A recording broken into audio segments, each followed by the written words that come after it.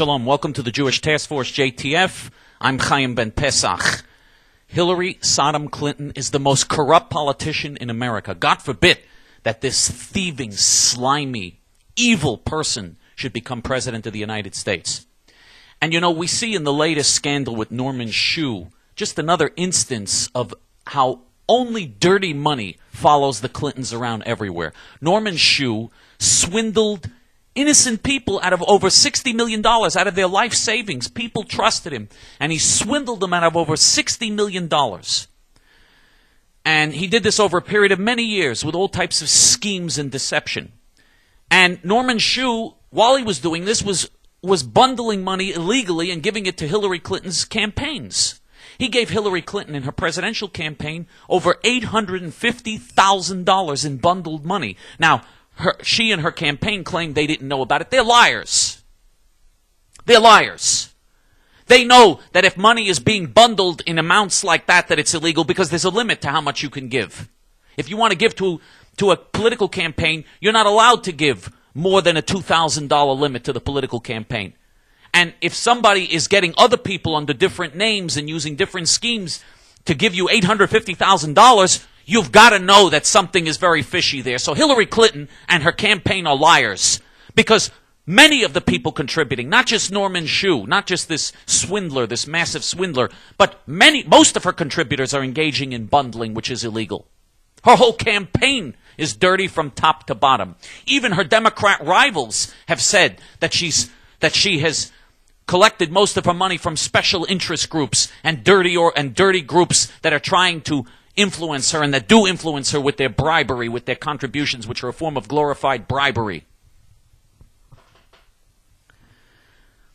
She and Bill Clinton, when they were in the White House and when she decided to run for the U.S. Senate from New York in the year 2000, she and Bill Clinton were selling presidential pardons. People who were in prison were able to buy presidential pardons if they gave money to Hillary Clinton's Senate campaign in New York in 2000. Or if they agreed to vote for her. You had a town in upstate New York of anti-Zionist Hasidic Jews. And four of the people in that town, four of the anti-Zionist Hasidic Jews, were convicted of swindling and of other crimes and were in prison, and were in federal, or either in federal prison or facing federal prison time. And so the town of these anti-Zionist Hasidic Jews got together and told Hillary Clinton's campaign, look, we will all vote for you. We will give you almost 100% of our votes. We will give you many thousands of votes here. We will all vote for you in November. But we want Bill Clinton to pardon these four people in our town who committed these terrible crimes, and they shouldn't have to be punished for their crimes. And in exchange, we're all going to vote for you. And they made the deal. And the town, the anti-Zionist Hasidic town, now usually Hasidim vote Republican. Usually Hasidim are conservative and vote Republican. But the town voted like 99% for Hillary Clinton. And she got like, I don't know how many extra thousands of votes, but she got thousands of extra votes from the town in Rockland County, New York. And what did Bill Clinton do? In exchange, Bill Clinton, on the last day or close to the last day of his presidency, pardoned all four of the people from that town who had been convicted of committing all types of nasty swindling crimes. He pardoned all of them. He cut them all. They didn't have to pay any debt to society for the crimes they committed. In other words, he sold the power of the presidency that is vested in the president. He sold it for votes for his wife. There is nothing more corrupt. There is nothing more slimy. There is nothing more despicable than to do something like that, to subvert the criminal justice system and subvert the Constitution and subvert the laws and statutes of the United States of America in exchange for vote bribery, in exchange for campaign contributions. There is nothing more corrupt than that. That is the most corrupt thing a leader can do. And this was the President of the United States. And this was one out of many instances. He gave dozens of pardons, either in exchange for votes or in exchange for campaign contributions. It was unprecedented. I'm not saying that he's the only president that has done dirty things in the White House. He's not. Unfortunately, other presidents have also done dirty things. But no one comes close to the Clintons. No one even comes close to them. He gave out dozens of pardons in exchange for votes. You know, they pardoned the FALN terrorists. The FALN terrorists who murdered police officers, who murdered this 28-year-old Jewish guy was walking down the street, and a bomb that the FALN terrorists set off a bomb at a bank on Madison Avenue and 42nd Street, and this 28-year-old Jewish guy, an innocent guy walking down the street, was blown up and killed in the bombing. Bill Clinton, to give so that his wife could get votes from the FALN constituency, from those Puerto Rican communists who support the FALN, and there are a large group of them in New York, in New York politics, because New York politics is very left-wing. Bill Clinton pardoned the FALN terrorists. He pardoned them so that his wife could get the votes, because certain Puerto Rican politicians in New York were demanding that they be pardoned. And so he pardoned them so that Hillary Clinton could get the votes. This is how you run the presidency of the United States? You tell people that if they murder innocent people, they're going to be pardoned and walk out of prison as if they didn't do anything, so that you can get some extra votes? This is the way things are going to be run? This is like running the United States like a third world banana republic. And now she has a so-called health care plan that she's come up with, and we did a video on what she's going to do to health care. Her health care plan is such a disaster. It is such a catastrophe. She is the nerve. You know, if prizes were being given out for chutzpah means goal in Hebrew.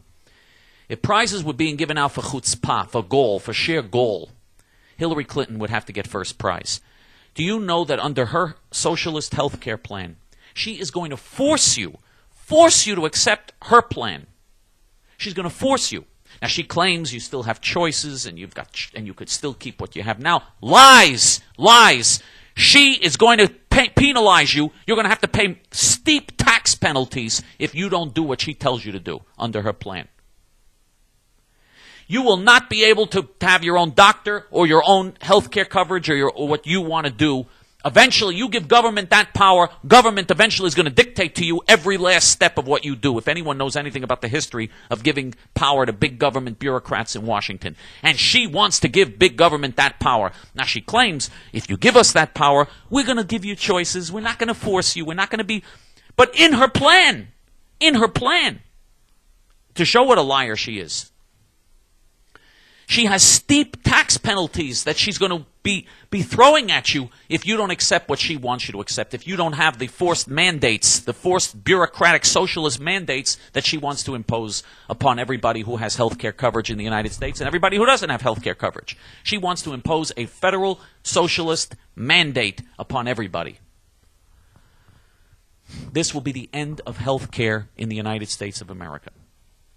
This socialized system, this bureaucracy will choke off the healthcare system. The United States, there are many problems with healthcare in the United States. There's no question about it. But America still has the best healthcare system in the world. And this will devastate, this will destroy healthcare in the United States. It will, first of all, will take away the incentive for people to invent cures and for people to try to find medicines that can cure things and cure diseases. It takes away the incentive because she's going to be crippling competition and entrepreneurship. She's taking away all the private aspects of healthcare and turning it into a big government bureaucracy. That everybody knows that destroys initiative. That only in the private market, that only in the free marketplace will great inventions in cures for cancer and heart disease and diabetes and these other diseases come forth. She will destroy any chance for progress with these diseases with her crazy plan. You're not going to have progress in fighting cancer and heart disease and these other diseases, if you're going to have a situation where the government is controlling everything. She wants this because she, like all Bolsheviks, like all the Democrats are like this, but she, like all the Bolsheviks, wants to control your life. She wants, you know why they want this power? They want you to have to come to them and beg them when you need a doctor, or when you need health care, or when you need whatever you need. That gives them real power, and that's what they want. They want power over your lives. She must be defeated. Join us and help us to defeat her. Shalom.